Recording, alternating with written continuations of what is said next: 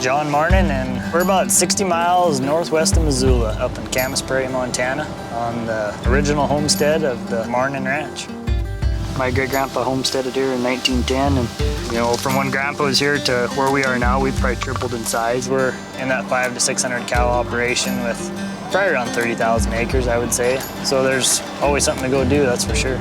I've always thought ranching is something that's seen in your blood, or it's not. It's not something you do for the paycheck at the end of the year. It's a lifestyle. Fifth generations these boys will be. I grew up here, and so hopefully these guys get to grow up here and keep the tradition going.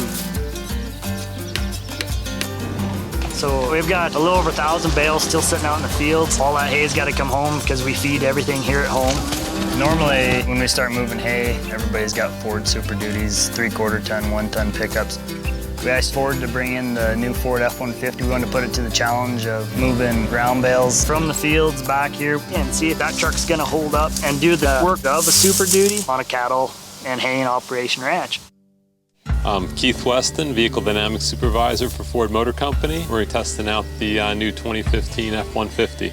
We're here to try to convince you this truck will do everything you need it to do. We've completely re-engineered this vehicle. It's about 700 pounds lighter than the outgoing truck. Decreasing the weight of the truck is the towing capacity. Is it still going to handle those trailers as well? Every pound we took out of this truck goes to you in terms of load carrying capability. It's a different kind of load than we're used to hauling. It's high, it's wide, it's over 11,000 pounds each load, and we have to take it down real roads. Some of them are paved, some of them aren't paved. We got a 6% grade we got to climb.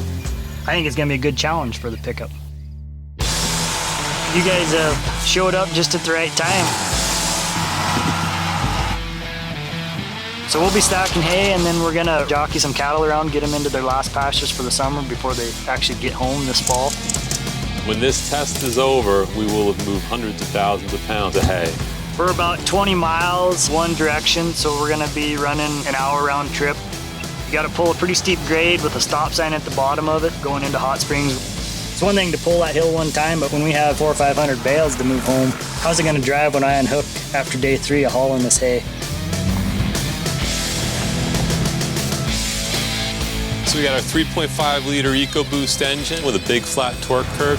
90-degree temperatures loaded with hay, pulling a 6% grade. The harder you pushed on the pedal, the more power the truck had pulling that deal. Most of our bales are in that 1,500 pound range, so we were able to haul 6 and 8 bales depending on what field they were coming out of. We moved a lot of hay in a short period of time and got in a rhythm and shuttled everything from the fields back here to the stack yard. Here we moved right at 400 bales with the F-150. We've got them all stacked right here and ready for winter now, I guess you could say. We worked it. We weren't babying it. Bouncing across the fields, pulling hay. You unhook one trailer, you hook up another trailer, you're hooking up a piece of equipment, moving it to the next field. Fuel cost here is probably one of the biggest things, so if the F-150 can get into that 3/4 ton range and you can do more work with it, not have to use the big trucks, the 1 tons, the dualies, you're not giving up the power to get the fuel economy. We hauled hay all day with it. The power was there, the comfort was there. It did everything for us that we asked it to. In the rodeo world, the new Ford F-150 would be your all-around cowboy.